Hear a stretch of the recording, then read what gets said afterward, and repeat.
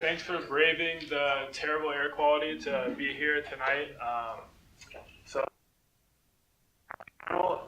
About finding great mentorship and partnership for starting companies. I just want to talk a little bit about BPEP and some of the programs that we support. I'll do this really quickly. The mission of BPEP, I'm assuming you all know, being here today through our workshop series, is to foster entrepreneurship in the postdoctoral and graduate community here at Berkeley. This is us. We want to thank especially the VSPA and the Baker's Fellow Program for their support for these events and our programs as well. The other programs that we have besides these events are the Berkeley Science Fellows Program, in which postdocs are placed with incubating companies on campus, and they get a little bit of exposure excuse me, to startup environment while still within their postdoc position. If you're interested in that in our postdoc, you can sign up here and we'll make these slides available as well. And we also have started a Postdoc Job Portal, which is a lacking feature in the UC Berkeley's Career Center.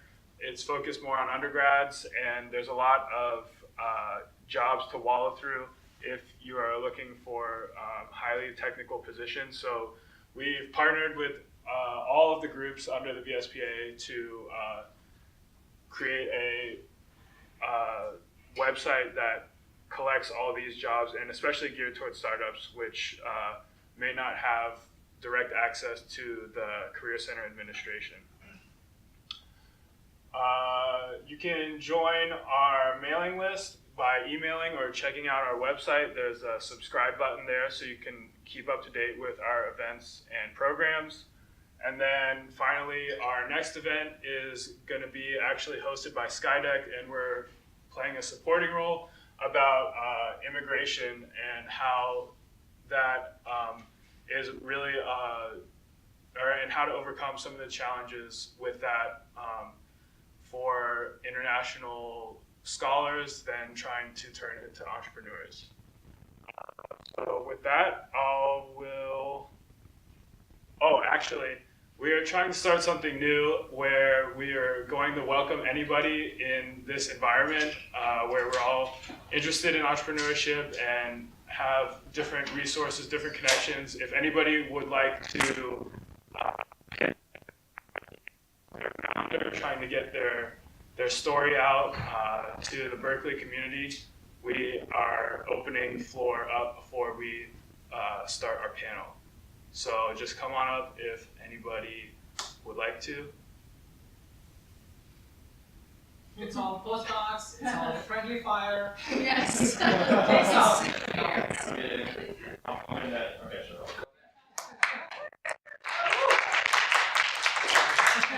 Okay, hey guys, my name is Paul Wolski, and so what I'm trying to do is I'm trying to start a immunotherapy company, actually named my company Berkeley Pharmaceuticals. And what I'm actually trying to do is allow the immune system to attack and kill prostate cancer. And typically what's going on in other immunotherapy is the target has been on the surface of the tumor, where we actually want to block this factor, which the tumor uses to tell the immune system it's healthy tissue, in that case PD-L1.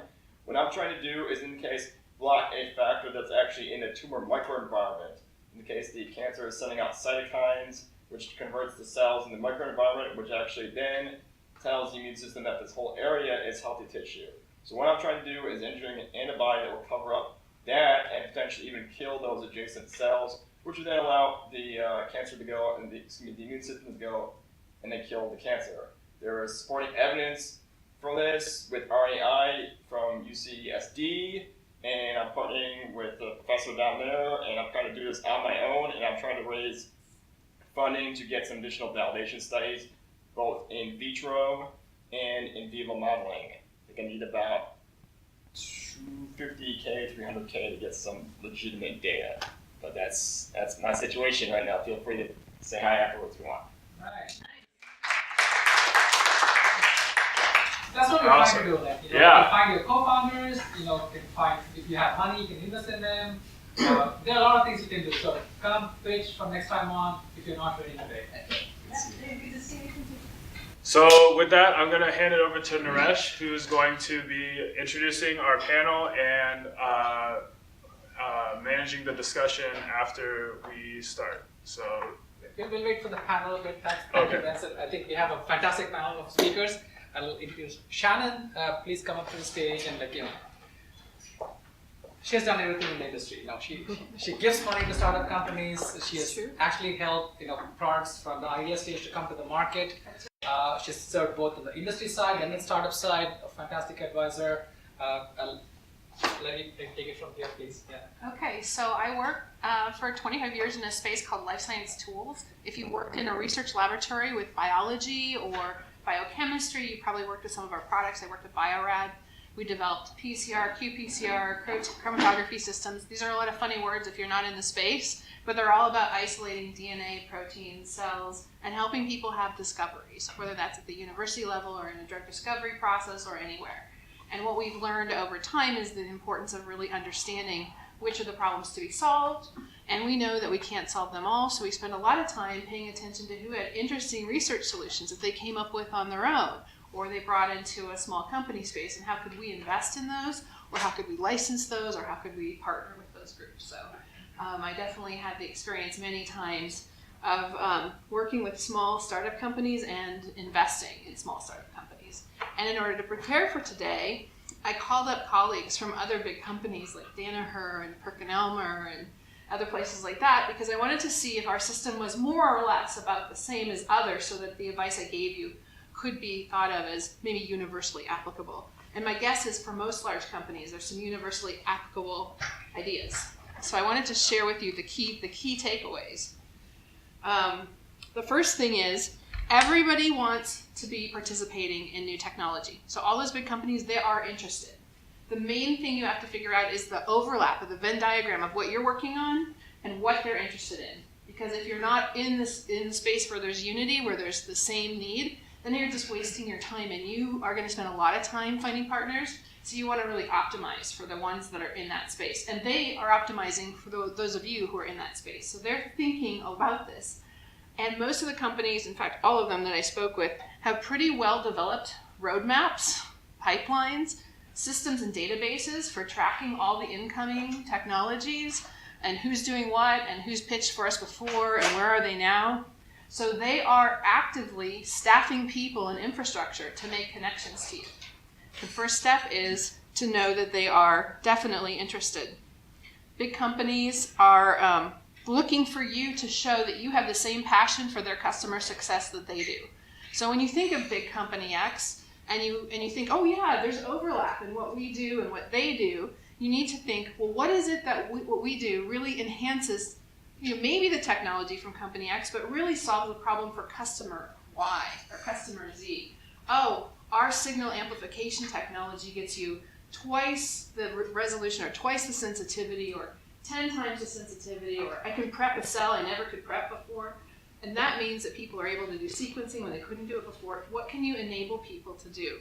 And when you show up to talk about your technology, you really want to reflect that you understand how that technology really makes for better research or better outcomes. I'm leaning on research here, but it would be true in other technologies as well. And the reason this is important is because those company people with their infrastructure and their databases, they see hundreds of technologies. Between what they do and talking to your tech transfer offices and going to trade shows and scientific conferences and doing journal clubs and outreach with incubators and startups, there's a lot going on. And you want to stand out. And the way you stand out is when you really understand what they do and what you really understand what it is that their customers need. How are you going to find this out? Well, you might know because you're in the field, but you might not know exactly what they're interested in. I recommend that you spend time on company websites reading the presentation the CEO and other important people give to investors. They very often tell you, hey, we're going to transform the drug discovery business by reducing the time to market by 50%. Like, they'll put that out there. Okay, now I can start to think, what is it that they're doing that I might be able to participate with? And so it's really important to be able to know the customer and then know what they want to do. The other thing is you probably have to spend time testing that your idea is really a strong fit and solves a problem for the people you want to service. So you want to spend some time making sure that everybody who's isolating that cell type or doing that particular technique really does agree that this is differentiated, because that's going to give you gravitas in that first reach out.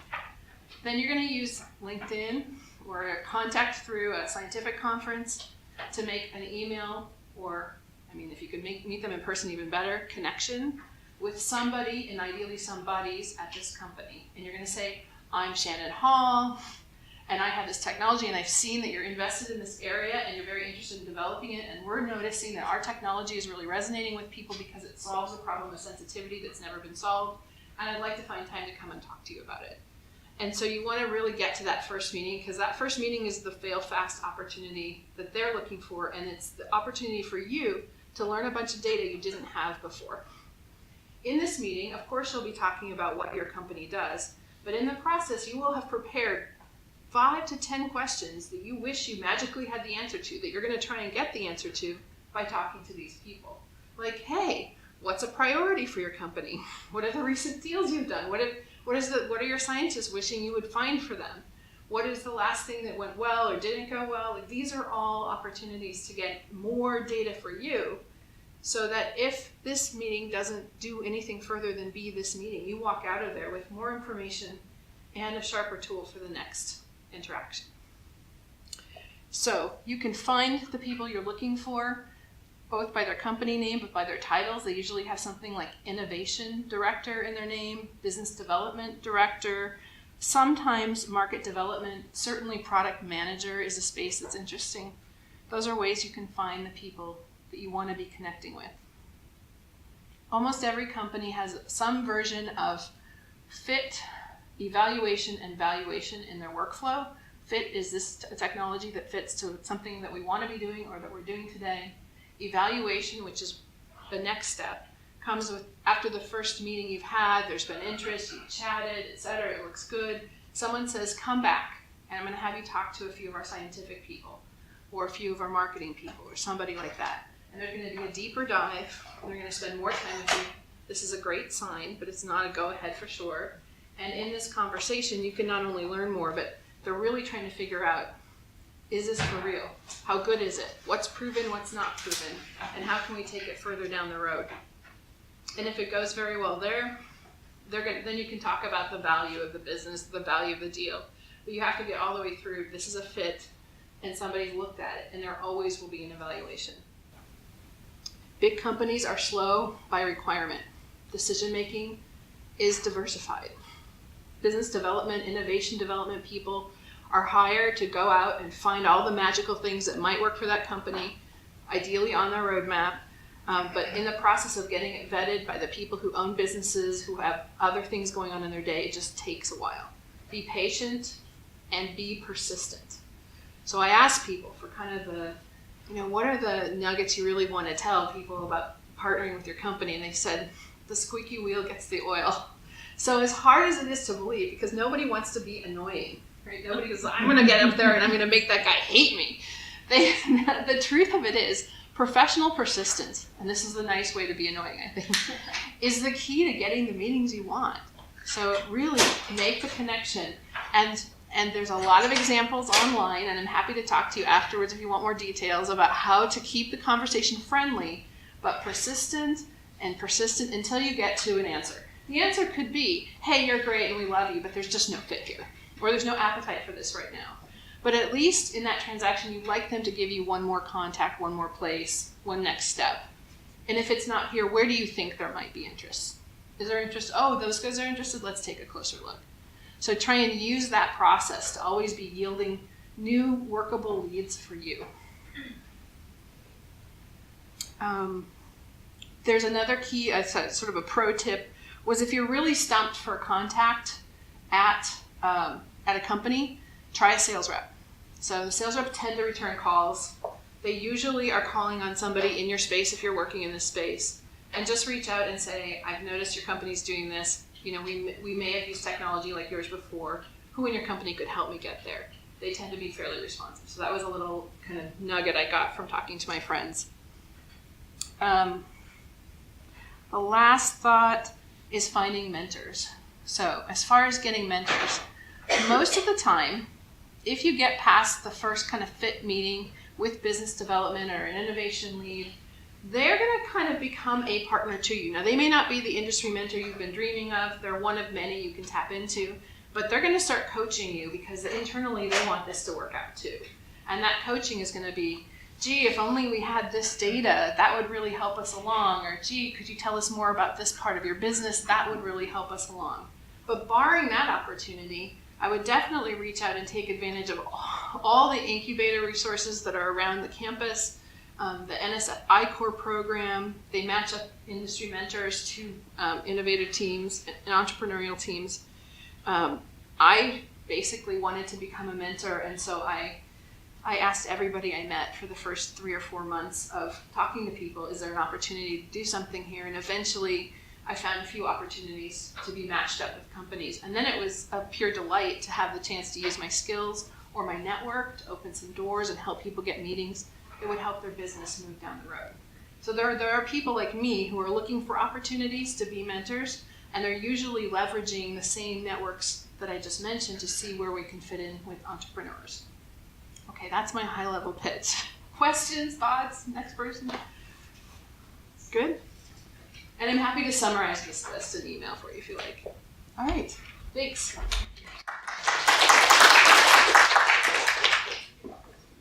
Next, we're going to have Swati Chaturvedi. She's the founder and CEO of Propel, a funding platform, and she's also the founder of the MIT Angel Investors Group, the alumni group. Yes. So she brings a lot of East Coast MIT connections. She had a lot of industry connections, and she also supports startup companies. A lot to do here. So it's yours. Thank you. Thank you so much for having me, and it's such a pleasure to be here. I'm just going to tell you a little bit about how we help companies, and a little bit of background to this is I was an aspiring angel at one time, and it so happened that I didn't find quite at the various angel groups. Not everyone is open to opportunities in hard science and technology, despite the fact that I feel these are the companies that move humankind forward. And so, frustrated a little bit with the status quo, I started the MIT Angels to focus on deep technology companies. And our focus, life science is a big focus for us. Also, there are other sectors which I will go into briefly. And that took off like a rocket. It did really well, the Angel Group. We did 8 deals in our first year, $2 million invested. And then we said, okay, there's an opportunity to take this concept global and help more companies. So that's how we launched Propel. So Propel is an investment platform for investing in deep technology startups. I'll tell you what that means. But this is our opening opening statement, that these are the companies, I mean, I'm sure a lot of you are thinking of companies like these that actually change the world and they yield great returns. If you look at how much money actually goes into these companies, it's very, very little. It's a negligible amount of the wealth that exists in this world. Most of the wealth just changes hands in the secondary markets, does not create any value for anyone. But at the same time, like I said, there were interested investors. I was a case in point at that time who wanted to participate, and they had no way to do that. So we started Propel. So we connect investors with startups. And the way this works is we have a website, and startups apply to get listed. We also get them through partners, like CLSI is a partner of ours. And then there are other partners like CalSeed, which is the California Clean Energy Fund. There's others, Breakout Labs, MIT Angels. Those are all partners. So there's a lot of partners that send us startups, or startups apply to get listed. We do screen them and then publish them on the website. It looks a little bit like this. So those are our sectors: aerospace and transportation, industrial tech, energy and green tech, food and ag, information technology and communications, life sciences. That's not in any order except alphabetical. So it looks like this, and it is on purpose a little blurry because some of this info is confidential. So those are our sectors, like I said. And before I go down that route, So then the way it works is we also have lots of investors signing up worldwide. These are angel investors who could invest 10K, 25K, as little as 3K, and we allow them to invest as little as 3K. I'll tell you how in a bit. But we also have a lot of institutional investors, and increasingly more so, including family offices, but also large corporates. So we actually have a corporate program which we call our industry council, and we work with large corporates. So actually we work with Bio-Rad quite a bit. But other partners are Bosch, ARM Holdings, Schneider, Chevron. Chevron is quite active. So those are, the entire list is on our website. So we work with a lot of corporate partners and we introduce startups to them. So the way it works is, again, the startups, and they create detailed pages. We have an expert network of 1,300 plus experts. Investors can ask the experts questions, and experts respond, and startups can counter-respond. So you see what's being discussed, and you can weigh in on that. And then investors can eventually make an investment. And our business model is we take a small percentage of the funding raised. So that's the way that works. These are some of the companies that we've had come from, places where companies have come from. So QB3, I noticed, has an office here. QB3, we've had quite a few companies from QB3. So those are some incubators. We've had several companies from Berkeley and surrounding areas. We've had premier like top tier investors in our startups. These are some of the industry council members. We also have some more aside from that. This is just a select list. And that's us. So far, what have we done? We've showcased 200 plus deals.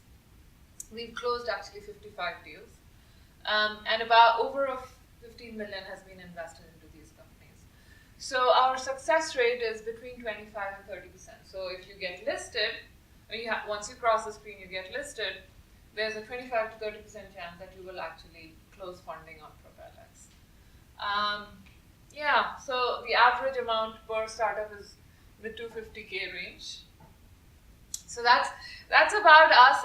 I'm happy to, thank you for listening to me. I'm happy to answer questions, tell you more about us. If there's questions about investing, investors, I can answer this.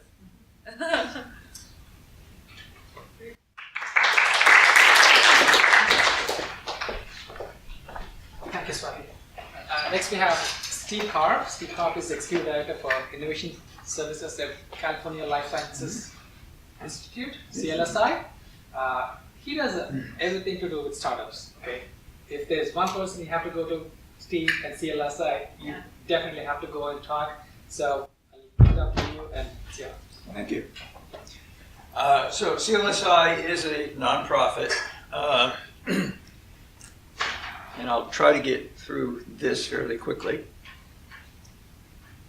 What we are entirely devoted to the life science startup community. The companies with which we deal are quite small. None of them have more than 12 employees, never raised more than $5 million, and they're all pre-commercial. Most of the companies that we deal with are considerably smaller than that, and you really don't have to read all this stuff, by the way. We deal with companies, typically 2 to 4 people, generally coming off of a campus, UCSF, Berkeley, Stanford. As you well know, that you folks who are postdocs, it's very difficult to get a job in academia. You've been working on a given project for some time. What do you do at that point? You're going to get into industry. This is an opportunity actually to start your own company. And I encourage as many of you as you can to do so. What we do is we run a number of programs, but the most significant program that we run is one called FAST. And we match, twice a year we choose small companies, generally 5 to 7 at a time. And for each one of those companies, we match that company with a group of mentors, which we actually call advisors, who are collectively chosen to match the needs of the companies that they're going to work with. So there's a very high degree of customization here.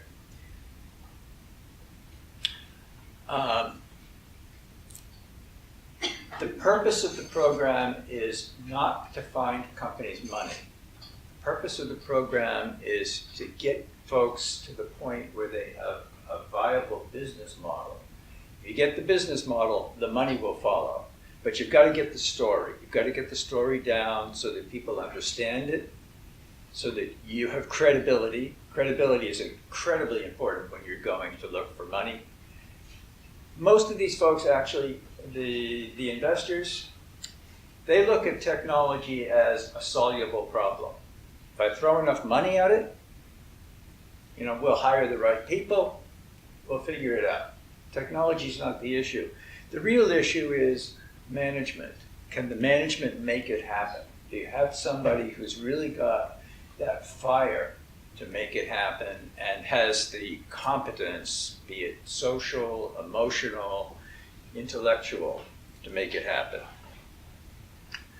So we have at CLSI, and there's a complication here that I won't go into, but we have 275 companies that fall into this category that I talked about. This is the pool with which we work. These are folks who generally are very early on. Again, those are the criteria. People working off of friends and family money, maybe SBIRs. A very small number of these folks have maybe gotten some angel money, and the numbers that have gotten venture capital can be counted on a very small number of fingers on one hand, about 2 or 3 out of that group, that's it. And generally, these are folks who don't have any prior commercial experience. So, and when it comes to the advice that we offer, what we're doing is we're offering advice on the business side primarily. So probably 80% of what we do is on the business side, maybe 20% technical. And when it comes to technical, mostly we're talking about what are the studies that you need to get through, in what order to actually get to IND, for example. About 40 to 50% of the companies that we work with are doing therapeutics. Next most likely diagnostics and a lot of devices. We're machinery tools. We don't really care. We're working ag, industrial. We have a group of about 300 people, all industry people, generally about 20 years experience, who act as advisors in the program. So we have it's a pretty deep bench, and as a result, we can probably put together a group that can satisfy just about any need that a life science company will have. And if we don't have somebody in the pool right now, somebody in that pool knows somebody who can do that. So what we're doing here is we're giving companies opportunities at 3 levels. One is the CEO is going to be sitting down. Their program runs twice a year. There runs for 12 weeks, and there's 12 hours of advisory that takes place for each company. Generally, what happens is the companies meet for 2 hours at a time, 6 times during that course. The CEO meets with their advisory group. So effectively what they have is they have an advisory board here, very similar to what they will be constructing themselves eventually when they're commercially viable. So at one level, the company is getting just plain information. At another level, they're starting to build a network within the industry. And at the third, what's happening is the CEO is getting an opportunity to really be a CEO, because they've got to control this thing. We don't tell them what to do. We give them no instructions. There's no structure. It's up to the CEO to take charge and say, this is what I want from this group. Also, we don't charge and we don't take any equity, so there's no aside from the fact that the company has to join, that costs $200 a year. Other than that, no money changes hands. So it's basically a free program. We've been doing this for a little over 5 years now. We've run 10 cohorts through the program, 56 companies. Collectively, those companies have raised $773 million as of today since being in the program. Overall, they've done pretty well. Of the 56 companies, only one has failed. There have been 4 acquisitions and 1 IPO. I guarantee you that there will be lots more failures. That this is a bit unusual. Okay, bear in mind that a lot of these companies are therapeutics companies, and that takes an awfully long time to get to the point where, oh, this isn't going to work. So those numbers aren't going to hold up. But as a whole, they've done pretty well. Those are the companies that are in the program right now, and actually, 2 of them are companies from the Berkeley campus. Selfie is currently, well, not exactly in the campus. Selfie is currently at SkyDeck. Your Choice is here on the campus. So, there's another thing that we do, and that is that the local startup community, the innovation community here in the Bay Area, has a worldwide reputation. People come here from all over to try to learn or understand what it is that's unusual about this place, that you can do these things that frankly you can't do elsewhere. So we actually bring in companies from other lands. We're currently running a program with the Canadian government, for example, where we do the same sort of advisory with companies from other countries that we do with locals. That's the Canadian thing. There are some others listed that are either in the offing or planned. We also are looking to, this is something that we're just getting off the ground, and I hate to say this, but the first one's probably going to be with Stanford. Yeah, God forbid. And that is that there are programs, Catalyst at UCSF would be an example, where there are ideas that are fomenting on campus, but not necessarily getting the assistance that they need to actually create a company. So this is meant to be a translational program from academic institutions or private research institutions. We've also been down talking to Sanford, Burnham, and Scripps in San Diego along the same lines. The idea is there's an awful lot of good science that doesn't necessarily get out into the world, and that we're also looking to assist. One other thing that we do is we are an accelerator for a group called CARBEX. CARBEX is partially funded by the US government, the UK government, the Wellcome Trust, the Gates Foundation. And the object here is to identify and support companies that are doing something in the world of antimicrobial resistance that's innovative. There are actually, I think at the moment, 8 entities in CARBEX. We're merely one of them. In this case, not only is there advisory service for these companies, but there's an awful lot of money in it. CARBEX currently is funded with about $550 million over the course of 5 years. There are, at this moment, actually I think it's now 32 projects. I think one has just dropped out in the program. So if anybody is doing something in the world of antimicrobial resistance, actually I'd love to talk to because we're looking for people who are doing things. The problem here is this is something that private industry won't do. The market for anti-infectives is awful. So if there isn't public money, it's not going to happen.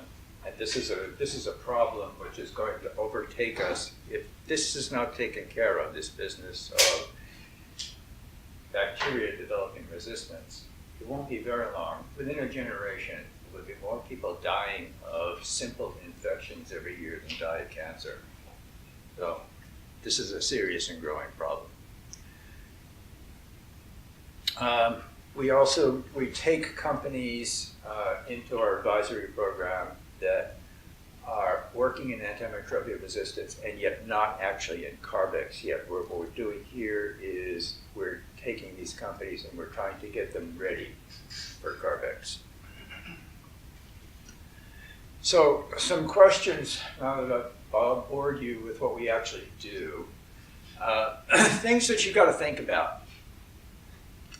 So there's some really basic issues that an entrepreneur wants to think about. What do you really want to do? What is your long-term goal? How are you going to put together a structure that is going to meet that goal? It's not as clear as you might think. You really want to put a lot of thought into what is my company going to look like? With whom am I going to work? We've had more than one divorce during the advisory program. People who, they got together, they thought it was a great idea, and they had complementary skills, they thought, and it didn't work out at all. So you really want to put a lot of thought into the people with whom you work, how you structure this relationship, what kind of characteristics does each person have, and to what extent do they meld? Do you really have the same intentions? Do you know what you want to get? And by the way, the most important hire that you'll ever make is the first one. Think a lot about your idea and how you protect it. And it may not be through patents. Okay? There are a lot of, not everything is patentable, and not all patents actually can be defended. You might want to think about, maybe what I'm working on is just a trade secret. And that there are legal protections for trade secrets. But it is important that you understand that this is, because you're getting into the commercial realm, this is your property. You may not think about it as being important at this stage, but when you go to an investor, they're going to think it's really important. Because one of the high on their list is, are you the only person who can do this? I want the value to be in your company and not taken by somebody else. Okay? So think about it. I know that talking to an attorney is probably not the most attractive thing that you can think of, but you really want to do that. Whatever you do, don't publish a paper until you have done that. Okay.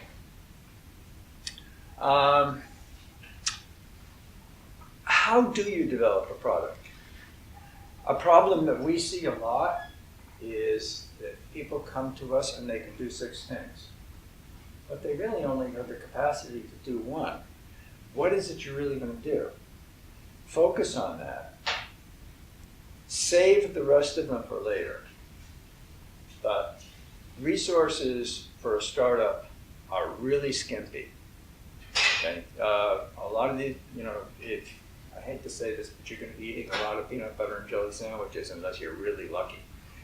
Okay, so you want to focus clearly on your task, your plan, lay it out, hold to it if you possibly can.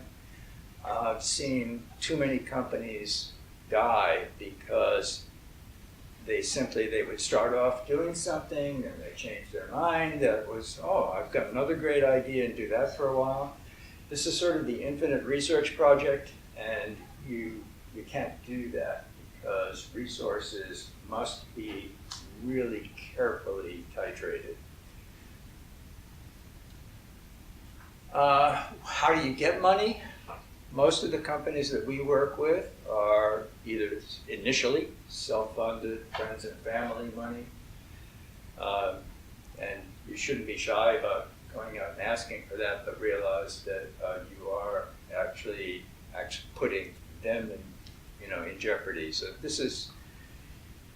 it's difficult to go and talk to people whom you know and love about them putting their assets into your hands.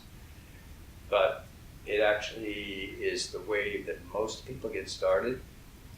Secondly would be government funding, SBIRs in particular, STTRs.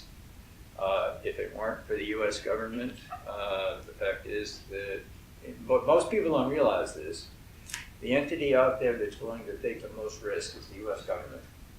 Because if it wasn't for the SBIR program, now, very little of this would be happening. Okay? That's absolutely key. Angel money, foundation money, you can look at that. Foundations in particular, if you're doing something that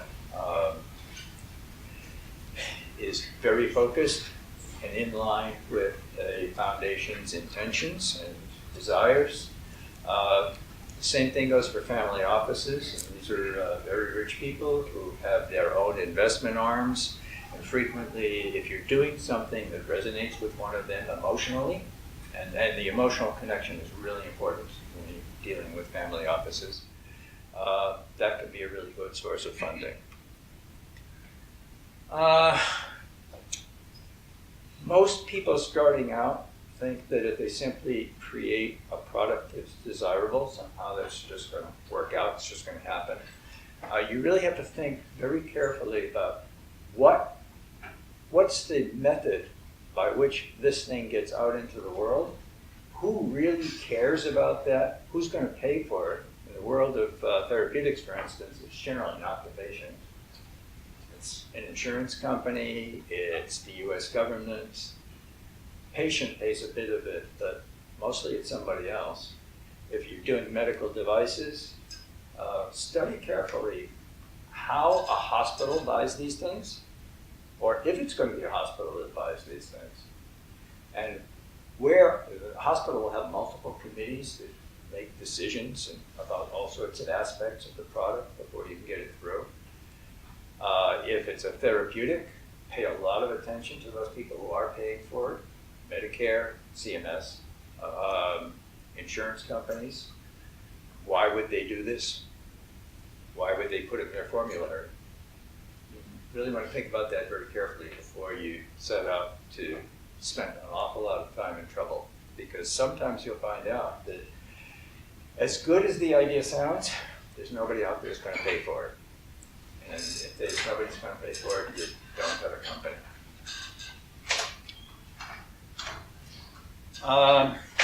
You want to pay a lot of attention to that business of reimbursement. Okay? This gets really complicated. It's really unfortunate. In the United States, we have a thoroughly balkanized system for healthcare, but it's something you want to start thinking about really early on in the process, because again, you've got to understand what is out there for you. So, said most of this, I think, already. Find people. One of the things about this industry is you actually won't have much difficulty finding people who want to help you. A lot of people get into this and start companies or work for companies in this industry because of altruism. So it's not hard. I mean, I've got a pool of 300 people. It's been 2 to 3 years since we last went out looking for volunteers, because they come to us. It's all word of mouth nowadays. And if this were finance, I guarantee you, I wouldn't have 300 people work for free. Just wouldn't happen. So you won't have any difficulty finding people who want to help because they genuinely do. They genuinely want to see product get into the hands of a patient. They really want to improve public health. It's quite genuine. So the most important thing you can do ultimately is listen. Listen to those folks out there who want to help you. Take advantage of it. The worst thing you can do is not listen, is to think that you already know it, because none of us do actually, and get a lot of different opinions. When we build these groups of advisors, it's quite common that we will put multiple people with the same skill set in the same group because we want to generate that sort of back and forth that gives the entrepreneur the opportunity to judge what works for them. Because there are no right answers here, and there are multiple ways to get anywhere. And that's me. If you want to get in touch, happy to. Thanks. What a wonderful resource. I learned a lot about CLS. I don't know much about it. I'm going to do it soon. Now we have, I saved the best for the last. I call it the best because she was one of us. She was a postdoc who transitioned to a startup company, doing successfully a bunch of things, partnerships, raising money. I thought she'd be a good inspiration for everybody. Thank you, Joe. Thanks, Naresh. You stole my first line. I was there a few years, almost like a year and a half ago, and asking for advice and seeking advice and looking into different accelerator programs. And thank you for amazing and awesome insights on how to start a company, who to reach out, and what are the different investors you can go after, because I resonate to all of this advice, and that was really helpful for me to get here and talk about the company VeriSIM. I'll try to make it quick about my journey and get to what, as postdocs or graduate students you can do.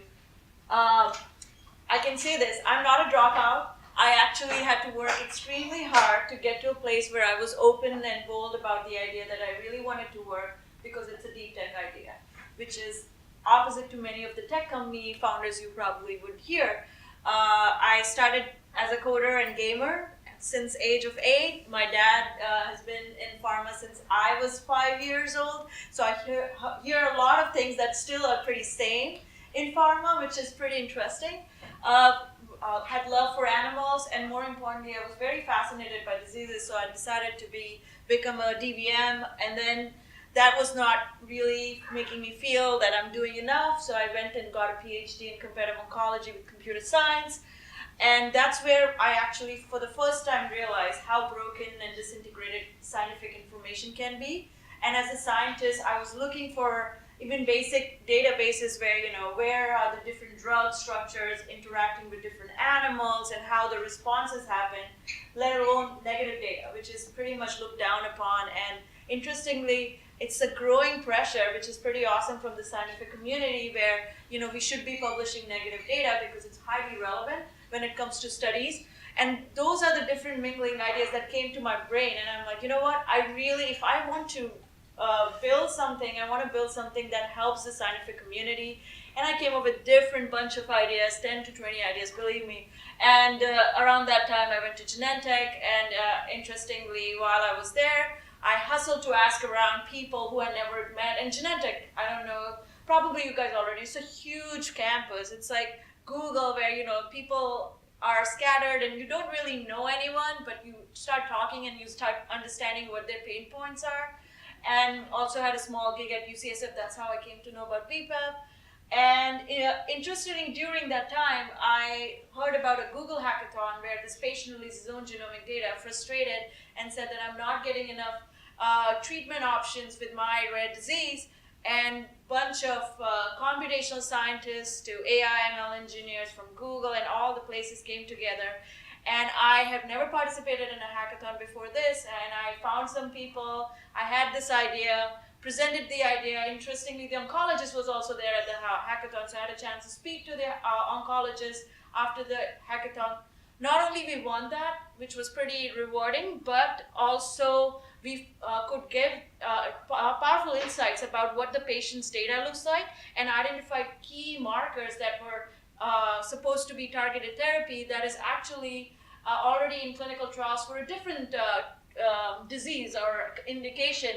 And now this patient is enrolled in a clinical trial for an off-label therapy, which was that was my moment of truth where it's like, you know what, I can keep doing this and building individual models and, or I can scale this, which I always wanted to do, but, I was fearful, thinking about the risk, thinking about what startups are, and talked to a couple of the startup founders, and most of them were technical founders, so they are like, Joe, if you really want to do this, you need to stop romanticizing and gotta do this. I think that was the best advice I ever got from the founders who were doing it, and I decided that day to understand how to structure, which Steve was talking about, structure a company, what the company looks like, and really during those times start thinking about prototypes.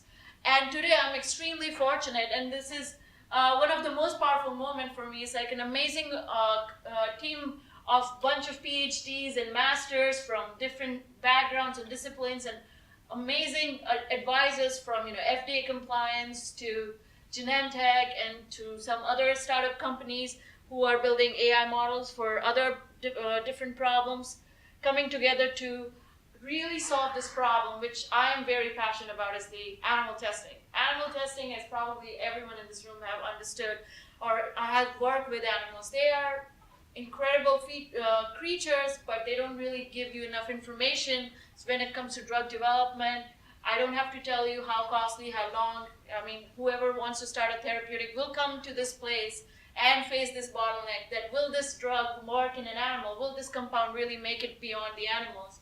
And that's where we are focused on.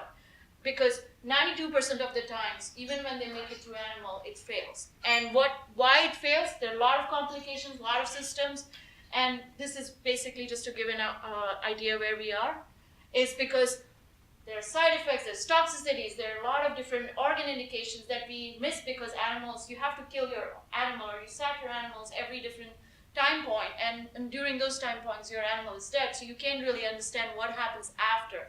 So what we are really trying to do is simulate those systems, mimic individual organs and connect it virtually, or more importantly in a simulated environment which mimics your right now systemic circulation. And we partner up with people, and I'm happy to talk to anyone here who's working on systems biology or computational biology, or is interested to work with us to really develop and build more predictability and accurate models for these different organs and indications, because we want to de-risk the R&D decisions that are being made in the drug development process to really create personalized clinical trial designs, and more importantly, provide useful insights that will help reach the drug into the market faster. So we use a lot of machine learning and integrate it with mechanistic models, basically. So the goal with those is like bunch of compounds you get from a discovery phase. What do you do next is where we come in place, and we are providing a platform approach so that people can use our backend power, which is run with various machine learning features. So it remembers how different organs interact with different drugs. For example, will Tylenol work for breast cancer? If it is already working for inflammation, those are the type of answers. It's much quicker and more efficient to find than really doing the experiments and then having a feedback loop to really design those experiments and create more personalized and specific preclinical or animal trials around those drug studies, and to really help provide more personalizations, to be able to provide different ethnicities, to genetic predispositions, to different gender issues. You may not know, like most of the clinical trials happen in males. My mission is to really change that, because there are many studies where females are not tested, and with computational and the compute power that we have in today's time, we are able to mimic those systems much more efficiently and accurately and be able to provide those insights. So we are post the pre-commercial phase, I'm really excited. We have 4 partnerships which are present locally and globally, and one of them is actually Genentech. They are pretty excited about our technology. And a couple of the deliverables from all these partnerships is like we help provide go, no-go decision for drug repurposing program. They provide us a lot of animal lab data and also some of the code to really help us build better platforms that anyone within the departments to different companies can use, and also help with the dosage regimen so that you're able to not only identify how the drug concentration will work in your blood, but also specific organs or the compartments that we have modeled already. And then we recently integrated our VeriSIM platform with the computational chemistry project that's going in Bob Lange's lab at MIT. So pretty excited about all these projects. Now coming to the most exciting part, which makes me very excited to be here, is how do other people do this? And how do we create the approach to build a startup? First, before I say these are my opinions, this is my journey. You all will experience a very different journey, and it's really personalized. There's really not much you can learn from other people, but it all comes down to what you really want to do with your product and with your company. First thing first, just like me, probably many of you romanticize, oh, I can start a company or I want to start a company. I think the best experience I got was at working at a company, working at a startup, and I did not like it. It was so bad. The organizational structure was terrible because I was coming from Genentech. It was a YC company. They did not know how to give feedback, take feedback. And those were the moments I realized these are the things, were learning points that I definitely don't want for my company. And very valuable. And you will know this more and more when you start hiring people and when you start thinking about real culture and how you build communication processes between different employees with different backgrounds. Be feedback and time selective. Everyone you will meet will have an opinion. You are the best person and the best judge of whose opinion you want to hear, whose feedback you want to take, and always be ready with cautions. Because all these amazing advisors and founders who want to help, they're all very time sensitive. And if you come prepared and just do a little bit of background reading, what their company is about or what they've worked on or their passions, those conversations go much more efficiently and will help you build better relationship with them because they'll feel like, okay, they understand what I want and they will provide their insight and feedback. Be passionate about the problem. I cannot tell you enough that how important it gets when things don't go well. And in startup, things will not go well. Only thing that will keep you with yourself is the passion, why you started this, the mission why you started this. And most of the scientists probably already have that passion. So remember that and please build things that really help you create that mission and build your MVP, minimum viable product, which is basically what can I build that I can show will help the customers really understand what my product would really look like. It's pretty critical. I spent almost 2 years writing code on my prototype, building the prototype after my postdoc hours, post-Genentech time, because I really wanted to see what would this product really look like. Is this even feasible? Would this really be integrated with the software? And I did not have the answers. And because of the time constraint, it took me almost 2 years, but really paid out great. And more importantly, you can take it to,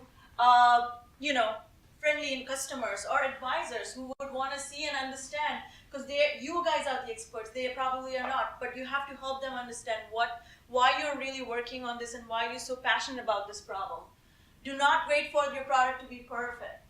We all, as PhDs, postdocs, we all want to make sure we go right into the deep and really and then show off our skills. But what happens when you do that? You really lose all the useful feedback you might be getting along the way of your journey to commercialize your product. So really try to get as many friendly customers or advisors you can during this journey. Connect with startup founders in and around your field. It's very, very useful. I have no software experience, and I connected myself to anyone and everyone I thought was a useful and incredible startup founder who was a software engineer. And I learned so much about hiring, so much about the pain points, the bottlenecks, and also like the blind spots that I would be experiencing not as a software engineer. you cannot be everything when you start a company. You really need help, and you should go out and seek out that help and ask those very specific questions. And most of the founders love to help. Please reach out to me, because we all started similar to you guys. We've never had a straight out path. Very rarely that happens. So we can provide insights that perhaps you may have not thought about or missed out. Find friendly potential customers. One of the things I did was I took my prototype and talked to a Genentech scientist who I never met, but I just randomly cold LinkedIn messaged him and then said like, hey, and he was not pretty much in the field that I wanted to sell the product, because I didn't want to sabotage my product itself. But I said, he understood this enough. So I went and said like, hey, would you be okay if I, buy you a cup of coffee and just show what I'm building and just get your feedback? And within a few minutes, he responded and he remembered me. And it was like fantastic to just hear his enthusiasm for new technology, new products. And I got some amazing feedback, which is already a part which is built in our first product. So make sure you find those friendly potential customers. Also, many of these founders have already talked to those friendly customers. So if you reach out to them, they may be helping you to reach out, because they've already done the hustle for you guys. So please never feel afraid to reach out. Identify accelerator that works for you. There's so many incubator programs. Like, reach out, shop around, talk to every incubator program. That's what I did, to really understand what value they're providing. Understand what value do you really need. I come from a different type of accelerator program, which is network-based. It's called Village Global, started by big startup founders or like Reid Hoffman, Bill Gates. In fact, I had an incredible opportunity to meet Bill Gates himself, and it was a very interesting conversation.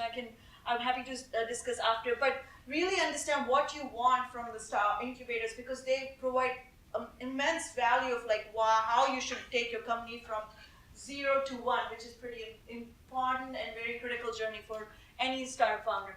Engage with early stage investors, angels, and early stage institutional. Now, especially here in Silicon Valley, there are lots and lots of early stage investors. Even $1 billion funds are starting early stage investors.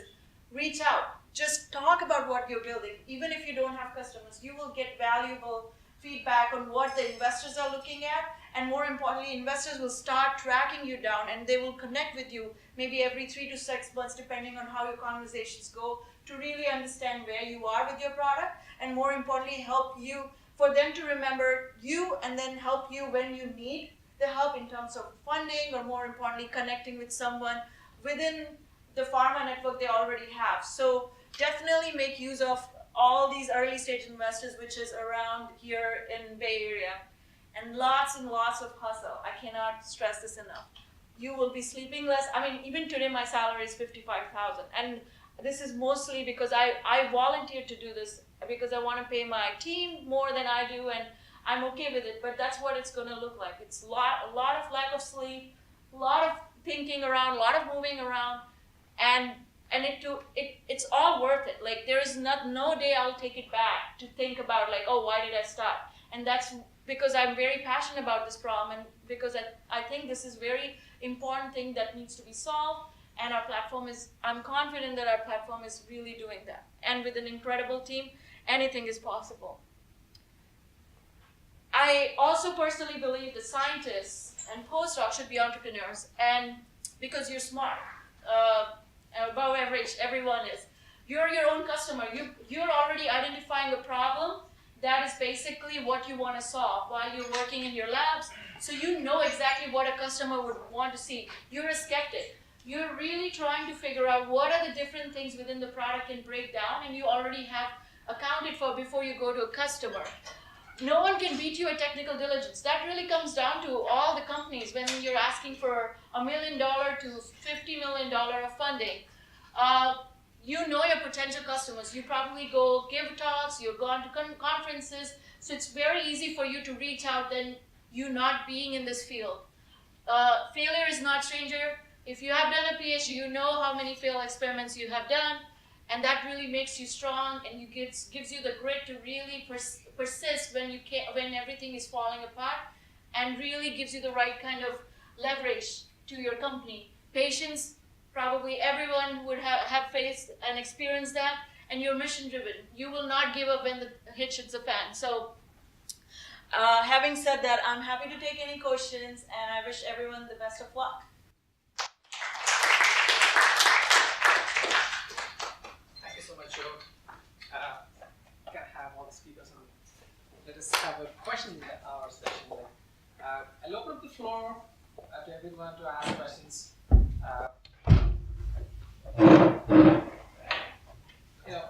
One of the reasons we started BPEP was like when I was a postdoc here, and I knew postdocs were in the 6th and 7th year. Grad students didn't know what to do. They wanted to become faculty, but then go take a startup route. It is going to be hard, but you're used to hardships. Like Joe said, you're going to learn so much. Even if you spend 2 or 3 years in that startup, even if everything fails, you're going to be so much more employable. You can take any path you want. So I'll leave you with that thought. If you have any questions, you can ask now. Don't be shy.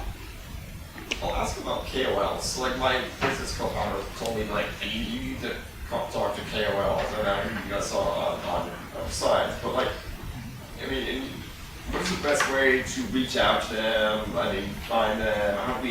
How do we vet them before we even bother talking to them?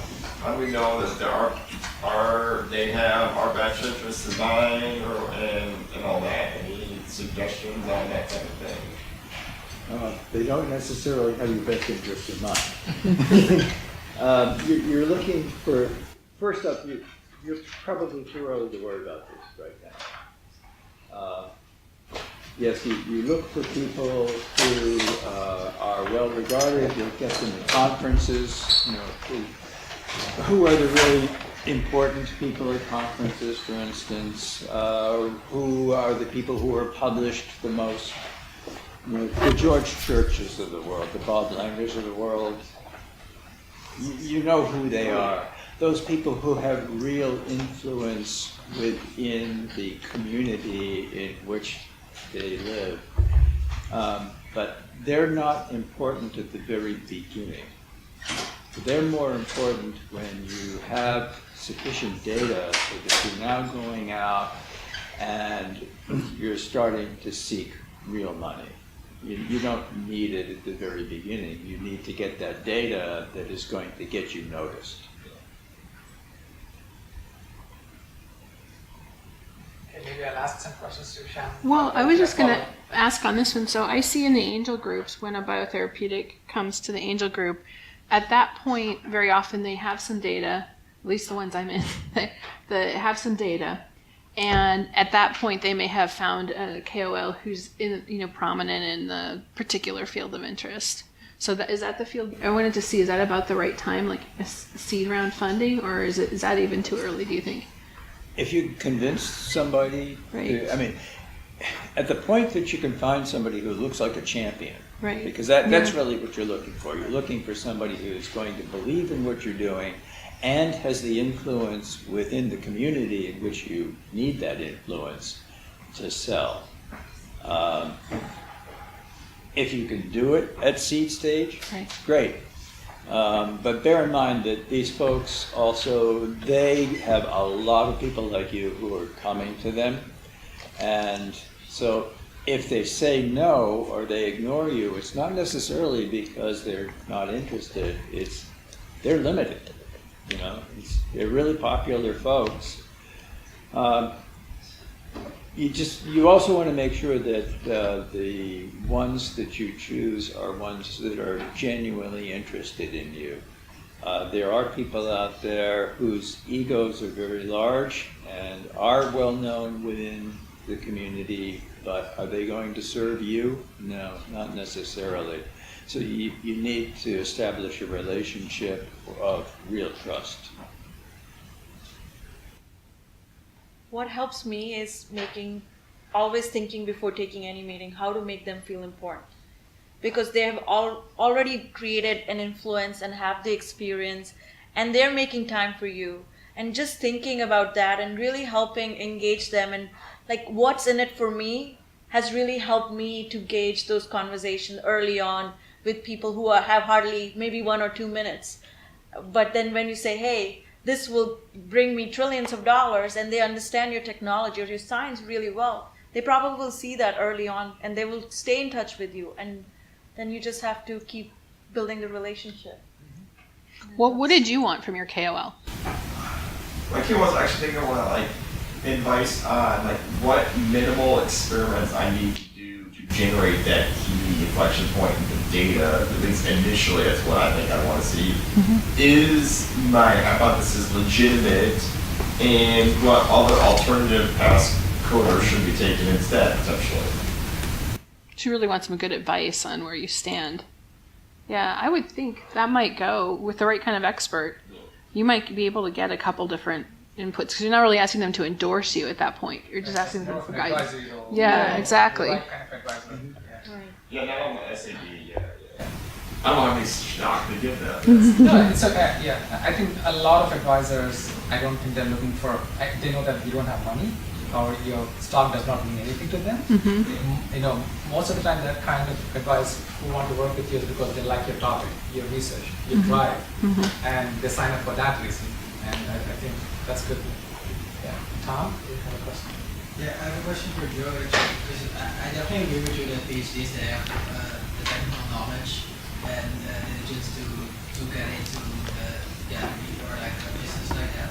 But how did you attain the knowledge for the business side, basically? Because in the startup, you suddenly have to combine both, and that's something you do not focus on at all.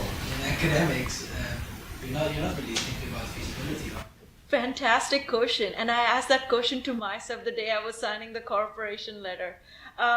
Seriously, almost it seems, I'm not a mother, but it seems like, you don't know what you will be. And I don't know if you are one, but you don't know how great of a mother you will be till you have a baby.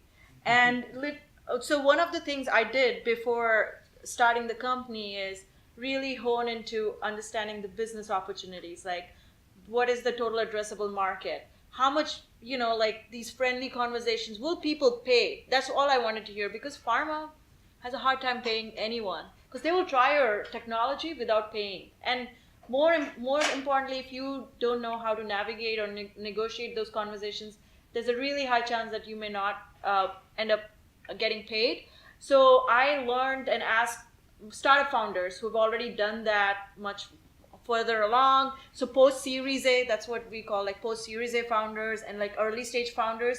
And I asked them what are the big ways that they understood the stock structure, like, what are common shares, all the other questions. And then there are amazing amount of articles that, are open, available. And then incubator programs help to really help you navigate, because they're experienced people in these incubator programs, especially if you're looking for business opportunities, who will give you very specific advice when it's like, well, I don't know if I should ask $1,000 or $50,000. And you will be making those decisions right then and there in front of your customer. He's gonna or she's gonna ask you like, hey, how much are we paying for this? And you have to be ready for the reason and the amount.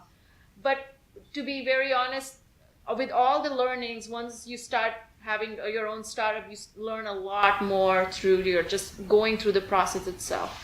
And this educational background really helps. Did you use like Lean Launchpad or any like of the frameworks that are out there? So YC was one, definitely one.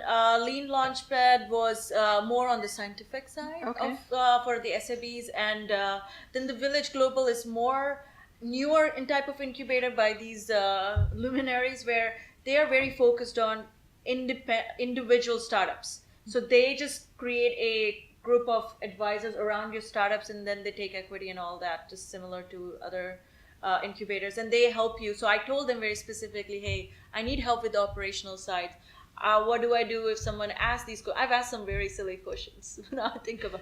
But honestly, that's what they want to help you with. And talking to founders, I cannot, it really helps, because many of these post-Series A founders will tell you very openly and honestly what they faced in the similar field when they had to go navigate those conversations. And so you can kind of mimic that or replicate that when you start, and then you start picking up the the process completely. So you did actually manage to do that side by yourself before you actually found. Yes, definitely a lot of work. Yes, and honestly, there's no other way. Even if you have a co-founder, there's one who would be mostly on that side, more on the external side, and that person has to do all that work, and the other would be more focused on the technology. Unfortunately, I created a position for myself where I couldn't do that both, but then I have amazing team. So while I speak here, my team is working. So yeah, it really. As I said, once you become a mother, then you start knowing, oh shit, now am I good or not? But a lot of mentors help too with feedback and stuff. If college dropouts like Elizabeth Holmes, Mark Zuckerberg, they all can build a multi-billion-dollar company, I think we'll be able to figure out. Oh, much better than them. So when you're developing a business plan, so what I'm working on, it potentially could have an effect in make different kinds of diseases. How focused, like how thinking of how best to market that. Would I want to market it as like a broad spectrum type of thing, or be very focused on this disease, and get really specific of how it could help one disease, despite the fact that it could be applicable to many? When you say multiple diseases, do you have a platform technology? Yeah, kind of, yeah. So platforms are generally not really popular with investors. We actually happen to be in a period right now where platforms are saleable. Like anything, this is cyclical. There are times when, for some reason, they hate platforms. Right now, platforms are okay. But think of it as ultimately the investor is investing in a product. What's going to make money? Because that's all they care about. They give you money, they expect to get a whole lot more back. So that's the sale. It also is quite different if you're going to approach a strategic partner, like a pharma company. A pharma company, platforms might be quite interesting. So you really want to tailor your pitch to your audience. I wouldn't generally want to go to an investor and tell them about all of the medicines you can do. Right. That's just, you're not going to be able to do that anyhow, because you'll never get the resources to do multiples at a time as somebody who's just starting out. If you had a track record, that's a lot different, because there are people out there, if you've done it before, then you don't have much difficulty getting money.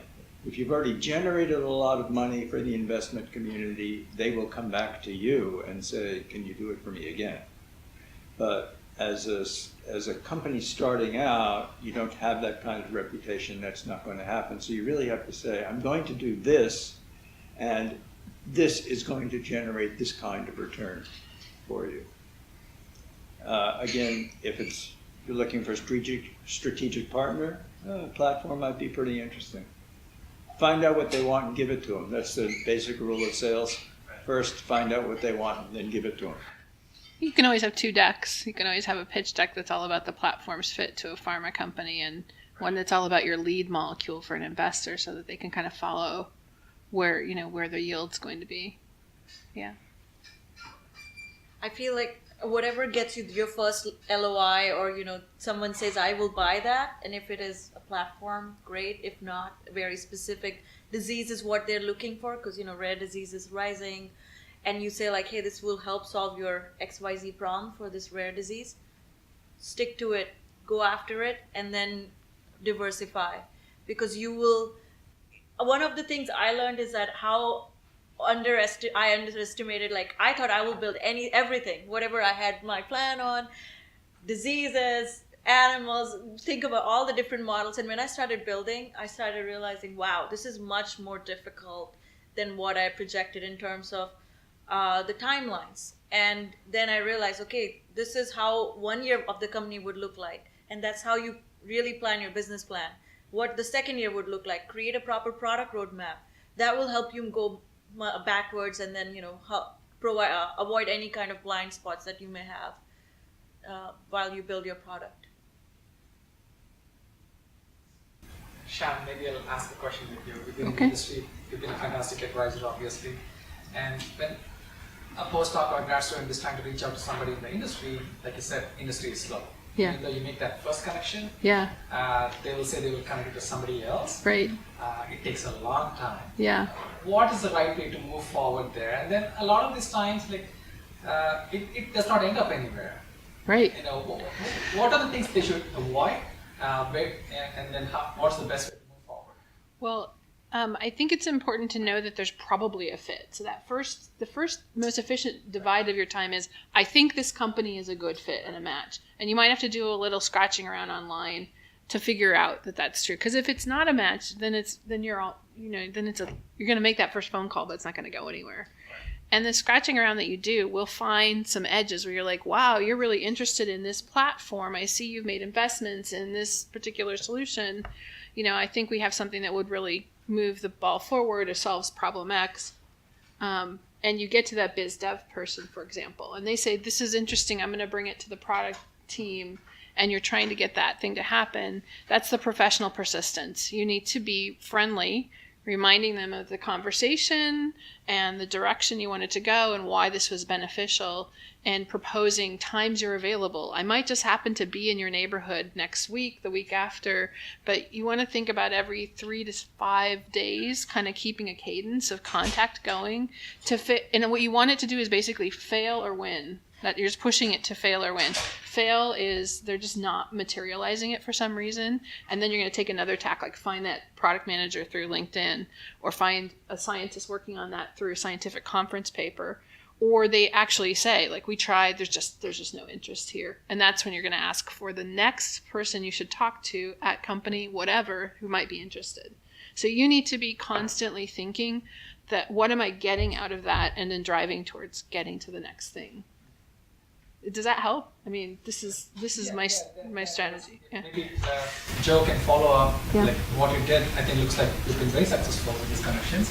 Right. What are the things that you did right, and did you have some difficulties in it? Lots of difficulties for sure, because I can tell you when I started the conversation, I did not even incorporate the company as much. Now I remember, because I wanted to first gauge the interest.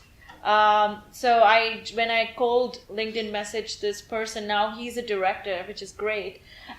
He was a scientist, and he basically wanted to just understand AI technology. So I think understanding what buzzwords really get them interested, and probably with immunotherapy, there are much more new cool therapeutic indications that, the scientists are interested. So just making sure those words are in your first message, because that really helps them get, okay, I want to be engaged with this person because I'm hearing all about this particular problem or the solution.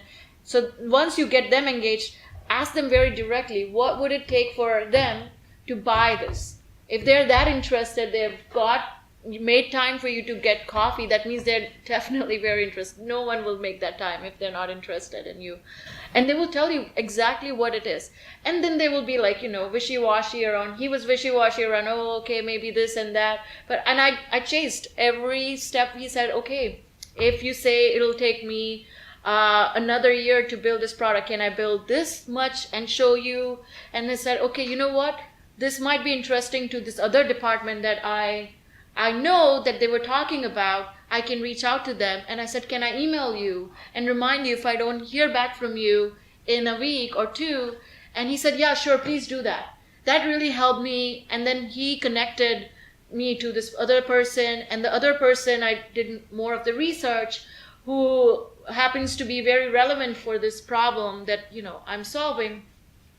And she was so interested that she connected multiple other scientists and got a meeting at Genentech. And I was like, wow.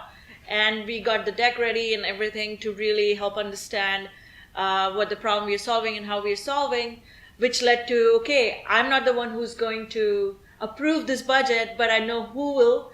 And they became the champions. So all this process took me 6 to 7 months just to let you know how the sales cycle in pharma works. But you have to be very direct and ask them, like, very politely, like as Shannon mentioned, like if it's okay if they forget because you're not the top priority, but make sure to ask them when they can reach out to you again, and they will definitely tell you because they're very interested in what you're building. It's similar to sort of investor logic, but you just have to be more aggressive with customers. Steve, any thoughts on that? And I know you connect a lot of advisors to startup companies, and what are the ways they can actually persist and like pursue those people if they don't respond to the emails? And most of them are busy, so that's where I'm coming That's from. right. You know, I have a lot of advice for my own startup, and they're busy. They're busy traveling all over the world. Right. Sometimes they say they'll deliver. Don't take it personally, but you know. Well, persistence counts. Yeah. Yeah, I mean, the thing that you said that I liked the most was when you said that you asked them, what will it take for you to actually buy this? Right. The temptation is always to ask them if they like it. They will always tell you they like it. Right. Nobody wants to say, oh, that's terrible. But asking a very direct question like that, what's it going to take to buy, you know, to convince you to fork over some cash for this? That's a different story. So you want to be very direct with them. You really want to, you know, and there's nothing wrong with being persistent. At some point, if they want you to go away, you know, tell you to go away. Yeah. You know, but if they don't tell you to go away, then you still have an opening, and you should pursue it. I was just going to say that when I was talking to one of my colleagues about this, he reminded me, he's like, a lot of times the answer is no, but only right now. They really mean yes in a little while, or yes if you can do X, or yes if it turns blue, or whatever it is that they want. They're willing and they're excited to stay kind of with it and help you through that. So I think asking the direct questions and also asking a disconfirming question. What's preventing you from really going with this? So get them to think in an action-oriented way, yes or no and why, because it will help you. You want that out of a conversation. Yeah. Just to add, don't forget your credibility. There are lots and different people from different backgrounds and different schools. You guys are very lucky in the sense like people want to work with you. Other people from other parts of the country or the world have to really work hard to even get to this kind of network. It's not small. I can tell you this, the scientists I work with and now who is paying us, they're asking like, hey, do you know other technologies that, you know, would work for us? And I said, give me a list of things and, you know, I can float it around and talk to other new startup founders, because, you know, they want to learn more technologies from the outside world because they don't have the infrastructure to build it by themselves. But they don't know, and biz dev people are just separated so further away from scientists, and it's just such a hard balance. So just be more proactive because you have the right credibility and network that very few other people have. It's about 8:15. I want to be very mindful of everybody's time, and you know, thank you for coming. Of course. You know, I know it's a bad weather out there. We didn't know that the university was shut down from evening, so there's no school tomorrow. So a lot of them left Lucky you. campus. I think. So that is the reason we have low attendance. Apologize for that, No but worries. we'd like to continue engaging you with our entrepreneurs and aspiring entrepreneurs. Let us all thank the speaker.